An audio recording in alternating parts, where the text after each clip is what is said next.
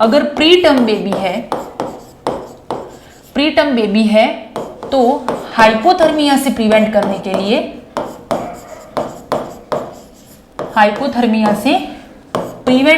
के लिए, हम बेबी को किस में रख सकते हैं? रेडिएंट वार्मर के अंदर। ओके, रेडिएंट वार्मर के अंदर रखना जरूरी है ताकि बेबी को हम प्रॉपरली उसको हाइपोथर्मिया वाले कंडीशन में जाने से हम लोग रोक सके उसको। ओके, तो हाइपोथर्मिया जो होता है वो क्यों होता है? क्योंकि बेबी जो होता है उसके अंदर ब्राउन और एडिपोज टिश्यू होते हैं, ब्राउन एडिपोज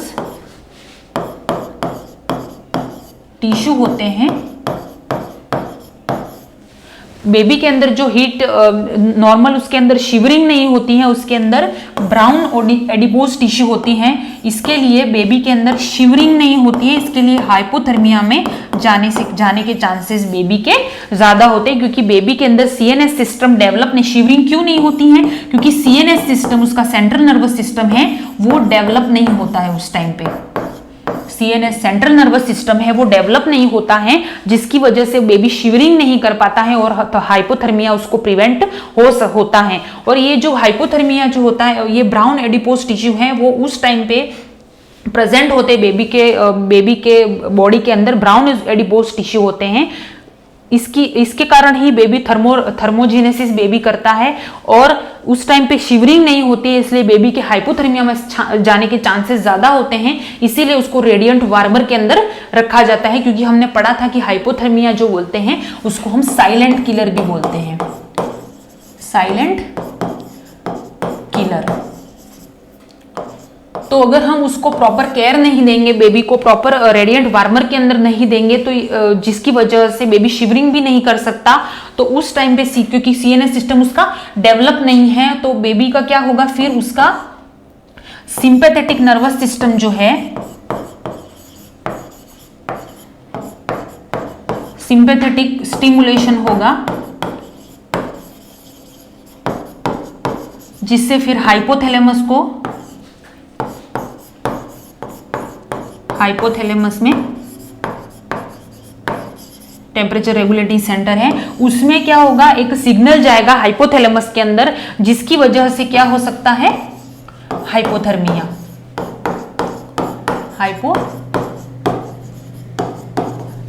ओके, तो उसे प्रिवेंट करने के लिए हम बेबी को क्या करते हैं? रेडिएंट वार्मर के अंदर में रखते हैं। मेनली अगर प्री टर्म बेबी है तो उसका ये ध्यान रखना बहुत ज्यादा जरूरी है। और नॉर्मली बेबी के अंदर ब्राउन एडिपोज टिश्यू जो होते हैं वो उस टाइम पे थर्मोजेनेसिस का, थर्मो रेगुलेशन का काम करते हैं। ओके, तो ये चीजें हो गई कि हाइपोथर्मिया कैसे होता है। प्री टर्म बेबी के अंदर हाइपोथर्मिया होने के चांसेस ज्यादा हैं। हाइपोथर्मिया को हम साइलेंट किलर भी बोलते हैं।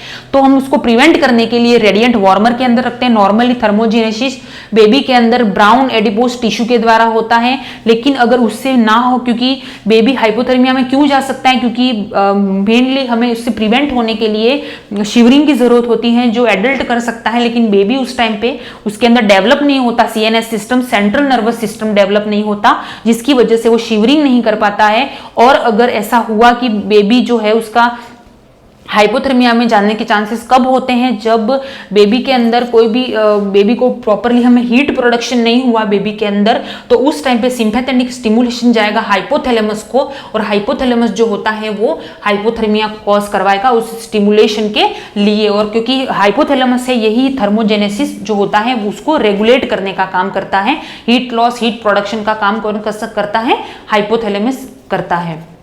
ओके, तो ये सारी चीजें हो गई प्री टर्म बेबी का इन सब के बारे में। नेक्स्ट हम बात करेंगे जब बेबी बॉर्न हुआ उसके बाद हम इनिशियल केयर क्या करेंगे उसकी। ये तो हो गया अम्बिलिकल कॉर्ड कटिंग, कैसे बेबी को रेडिएंट वार्मर, लेकिन रेडिएंट वार्मर में जाने से पहले इनिशियल केयर हम क्या करेंगे बेबी की? तो इनिशियल केयर के अंदर आएगा, सबसे पहला होता है सक्शन। अबगार स्कोर से पहले भी हमें बेबी का सक्शन करना जरूरी है। सक्शन हम पहले माउथ का करेंगे, इंपॉर्टेंट क्वेश्चन है एग्जाम के पर्पज से, माउथ का करेंगे, देन हम नोज का करेंगे।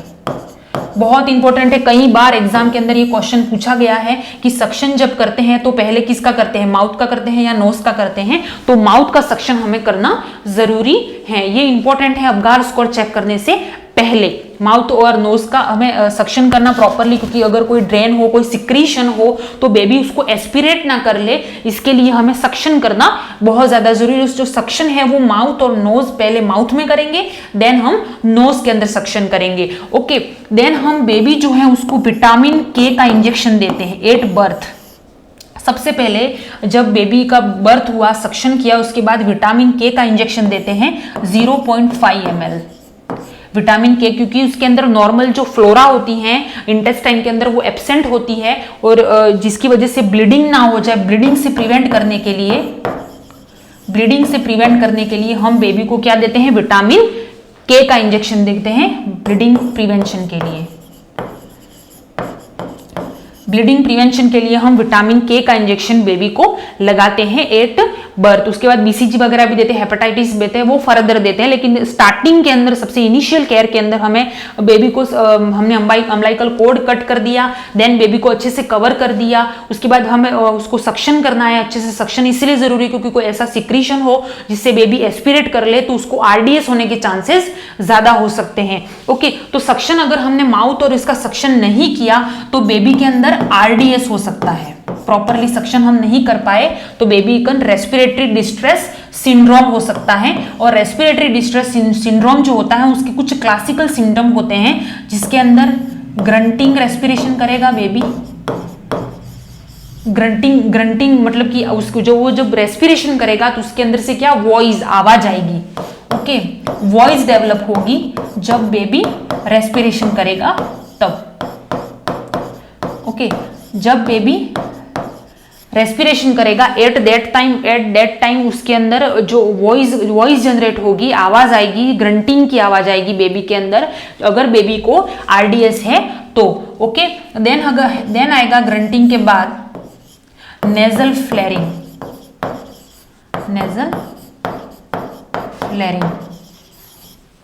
पहला हो गया ग्रंटिंग, सेकंड हो गया नेजल फ्लेरिंग आएगा। नेजल फ्लेरिंग लेकिन का मतलब है जब बेबी इंस्पायरेशन करेगा बेबी, उस टाइम पे क्या होगा, बेबी के जो नॉस्ट्रिल है ये क्या हो जाएंगे, वाइड हो जाएंगे इसके अंदर। ओके, बेबी के जो नॉस्ट्रिल जो है वो वाइड हो जाएंगे, ग्रंटिंग रेस्पिरेशन करेगा। देन आएगा थर्ड नंबर के अंदर उसका जो स्टर्नम है वो हमें अपोजिट दिखाई देगा। ओके, नॉर्मल बेबी जो होता है वो एब्डोमिनल रेस्पिरेशन करता है, लेकिन उस टाइम पे उसका स्टर्नम है वो हमें अपोजिट डायरेक्शन के अंदर दिखाई देगा जब बेबी एक्सपायरेशन करेगा, अपोजिट। पहला हो गया ग्रंटिंग, देन नेजल फ्लेरिंग करेगा। देन अगर बेबी जो है उसका स्टर्नम जो है अपोजिट होगा ड्यूरिंग एक्सपायरेशन। ओके, तो ये तीनों इसके क्लासिकल सिम्टम है कि रेस्पिरेटरी डिस्ट्रेस सिंड्रोम अगर बेबी को हुआ है तो वो उसकी वॉइस जो होगी, उसकी जब रेस्पिरेशन करेगा, इंस्पायरेशन करेगा, उस टाइम पे उसमें आवाज आएगी रेस्पिरेशन के अंदर। नेजल फ्लेरिंग यानी कि उसकी इंस्पायरेशन के टाइम पे जो बेबी के नॉस्ट्रिल है वो वाइड हो जाएंगे। देन स्टर्नम है वो अपोजिट, हमें अब उसकी जब एक्सपायरेशन करेगा तब अपोजिट डायरेक्शन में हमें देखने को मिलेगा। तो ये अगर आरडीएस बेबी को होता है तो ये सारे सिम्टम हमें देखने को मिलते हैं, इसीलिए हमें इन सब चीजों का ध्यान रखना है। सबसे पहले हमें सक्शन कर लेना है, माउथ का करना है, देन नोज का करना है, देन विटामिन के का इंजेक्शन लगाना है, 0.5 ml करना है। ब्लीडिंग को प्रिवेंशन करने के लिए हम विटामिन के का डोज देते हैं। क्यों देते हैं? क्योंकि नॉर्मल फ्लोरा उसके अंदर उस टाइम पे एब्सेंट होती है, बेबी की जो इंटेस्टाइन होती है वो प्रॉपरली स्टेराइल होती है, इसीलिए हम विटामिन के का जो इंजेक्शन है वो बेबी को लगाते हैं। ओके, नेक्स्ट हम बात करते हैं अबगार स्कोर की। अबगार स्कोर, ठीक है, बहुत ही ज्यादा इंपॉर्टेंट है एग्जाम के पर्पस से। 1952 के अंदर वर्जीनिया अबगार, नाम इंपॉर्टेंट है, एग्जाम के अंदर पूछ लेते हैं। वर्जीनिया अबगार नामक एक साइंटिस्ट थे जिन्होंने ये अबगार स्कोर दिया। अबगार स्कोर जो है वो हम विदिन विद इन 5 मिनट्स के अंदर, बेबी के बर्थ के बाद, ओके, सक्शन के बाद with in 5 minutes, 10 minutes baby करना है, देन 15 मिनट्स अगर बेबी के अंदर कोई प्रॉब्लम है तो कर सकते हैं। ओके, तो 3 बार हमें चेक करना है, 5 मिनट्स के अंदर करना है, फिर हमें लगता है कुछ प्रॉब्लम है तो 10 मिनट के अंदर दोबारा हम कर सकते हैं, देन 15 मिनट्स तक हम उसको मेजर करना जरूरी है। ओके, तो अबगार स्कोर मैं आपको पूरा डिटेल में बता देती हूँ, उसके अंदर क्या क्या पैरामीटर्स वगैरह होते हैं। तो अबगार स्कोर का मिनिमम जो स्कोर होता है 0 to 10 होता है, उसका जो स्कोर होता है वो कितना होता है, 0 to 10 होता है। ओके, तो सबसे पहले उसके अंदर आता है हार्ट रेट, इंपॉर्टेंट है एग्जाम के पर्पज से, देन रेस्पिरेशन,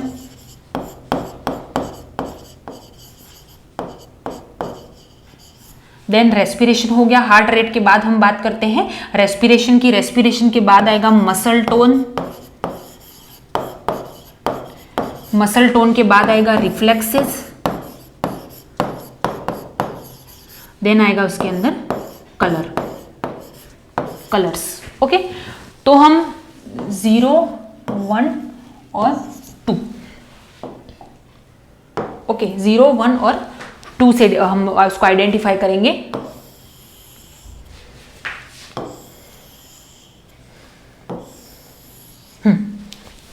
ओके, तो हार्ट रेट अगर एब्सेंट है,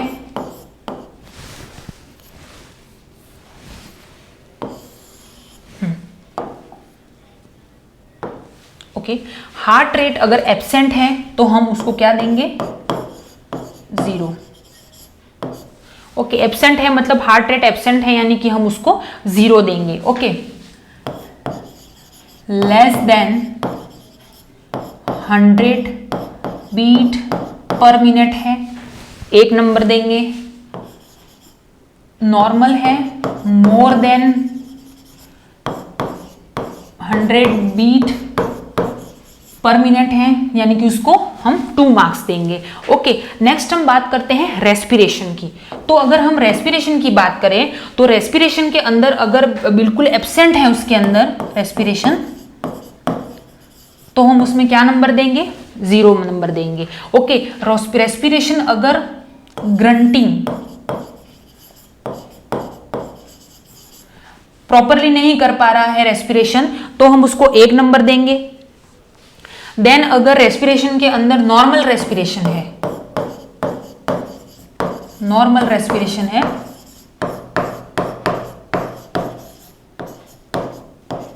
तो हम उसके अंदर क्या देंगे, 2 नंबर देंगे। ओके, नेक्स्ट आता है मसल टोन। मसल टोन जो होता है, मसल टोन के अंदर अगर मसल टोन जो है वो प्रॉपर नहीं है,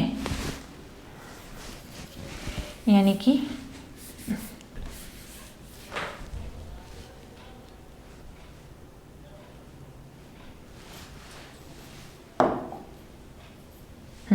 मसल टोन अगर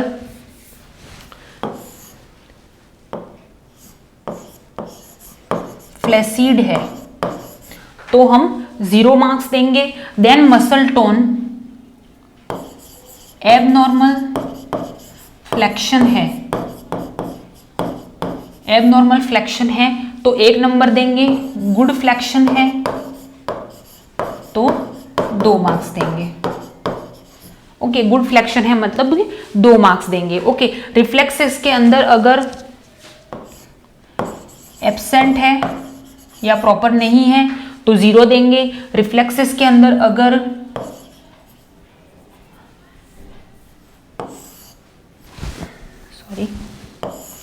रिफ्लेक्सेस के अंदर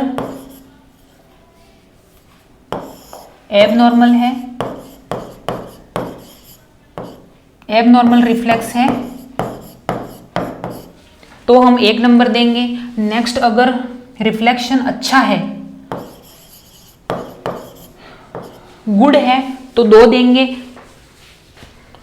नेक्स्ट हम कलर की बात करते हैं। कलर अगर ब्लू है तो 0 देंगे। अगर कलर जो है, बॉडी जो है उसकी वो ब्लू है और एक्सट्रीमिटी पिंक है, एक्सट्रीमिटी पिंक है तो हम उसको 1 नंबर देंगे। ये बॉडी ब्लू और एक्सट्रीमिटी ब्लू पिंक जो है इनको हम कंबाइंड रूप में एक्रोसाइनोसिस बोलते हैं। क्या बोलते हैं, मैं यहां लिख देती हूं, एक्रोसाइनोसिस। ओके, एक्रोसाइनोसिस बोलते हैं। अगर किसी पेशेंट का बॉडी जो है वो ब्लू है और एक्सट्रीमिटी पिंक है तो उसको हम एक्रोसाइनोसिस बोलेंगे।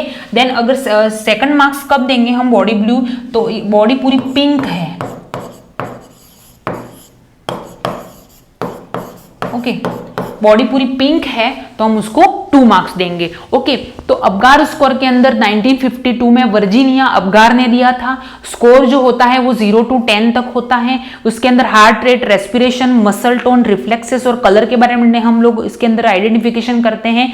अगर एब्सेंट है, प्रॉपर नहीं है तो 0 नंबर देना है, और अगर 1 नंबर यानी कि है पर नॉर्मल जितना नहीं है तो 1 नंबर देंगे। अगर गुड है, सब कुछ अच्छा है तो हम लोग उसको 2 मार्क्स दे सकते हैं। तो ये इंपॉर्टेंट है Apgar score.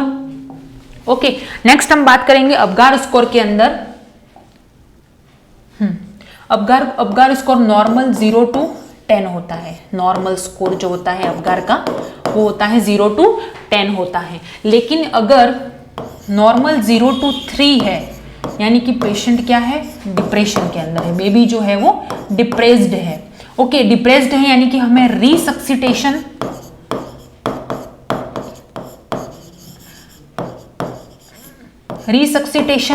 Plus oxygen therapy या फिर हमें पेशेंट को CPR देने की आवश्यकता हो सकती है। अगर जो पेशेंट है उसका बेबी है उसका जो अबगार स्कोर है वो 0 to 3 के बीच में है तो वो डिप्रेस्ड है। देन अगर अबगार स्कोर जो है 4 to 6 है, अबगार स्कोर जो है वो क्या है, 4 to 6 है, तो वो क्या है, माइल्ड डिप्रेशन के अंदर है। माइल्ड डिप्रेशन के अंदर है। इस पेशेंट को हमें नॉर्मल जो बेबी की केयर करते हैं वो करना है, normal care plus normal care के साथ हमें ऑक्सीजन थेरेपी देना जरूरी है। ओके, ऑक्सीजन थेरेपी जो होती है वो इसके अंदर देना हमें जरूरी है। ओके, क्योंकि ये पेशेंट क्या है, जो बेबी है वो माइल्ड डिप्रेशन के अंदर है। नेक्स्ट, अगर 6 to 10 है तो बेबी नॉर्मल है, नॉर्मल के अंदर ट्रीट करना है और अगेन हमें 10 मिनट्स के बाद उसको ऑब्जर्व करना है और अगेन हमें 10 मिनट्स के बाद क्या करना है, अबगार स्कोर चेक करना है और प्रॉपरली इसका ध्यान रखना जरूरी है। Again 10 minutes Apgar score check करना है, अबगार स्कोर चेक करना है। ओके, तो बेबी का जब बर्थ हो गया उसके बाद हमें अम्बिलिकल कॉर्ड कट कर दिया, उसके बाद उसको सक्शन वगैरह कर दिया, बेबी को अच्छे से हमने कवर कर दिया, रेडिएंट वार्मर को जो है वो दे दिया, देन अबगार स्कोर चेक कर दिया। उसके बाद तो अबगार स्कोर के ये जो चीजें हैं, मेन इंपॉर्टेंट चीजें हैं, उनको हमें ध्यान रखना जरूरी है अबगार स्कोर से रिलेटेड। ओके, तो ये सब था अबगार स्कोर और नॉर्मल जो न्यूबॉर्न की हम केयर करते हैं एट बर्थ, ये सारी चीजें थी। और नेक्स्ट वीडियो के अंदर इसके आगे कंटिन्यू करेंगे। Thank you.